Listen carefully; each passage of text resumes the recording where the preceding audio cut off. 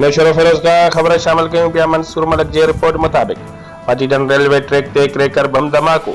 352 मेल ऐं up down railway track ते 2 cracker धमाका। पाटीदार ऐं कोटलालू रेलवे विच ते बम धमाको थियो, जंहिंजो इतला रेलवे पुलिस के गैंगमैन ॾिनो। जंहिंखां पोइ रेलवे पुलिस ऐं हद जी पुलिस बम धमाके वारी जाइ ते पहुती, जिते जॻह जो जाइज़ो वरितो वियो। जंहिंखां पोइ ख़बर पई त पाटीदार खां कोटलालू वेंदड़ ट्रेन पटड़ीअ ते अप ऐं डाउन ते क्रेकर जा 2 अलॻि बम धमाका थिया आहिनि, जंहिं सबबु 11 इंच अप लाइन जी पटड़ी उॾामी वई ऐं डाउन लाइन जे विच ते पटड़ीअ खे सोराख़ थी पियो आहे।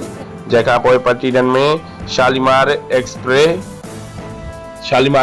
खे पाटीदार रोकियो वियो। ॿिए पासे बम ट्रैक वारनि खे धमाके जो इतला ॾिनो वियो। जीअं ई पहुचंदा उन खां पोइ रेलवे ट्रैक जो कमु करायो वेंदो।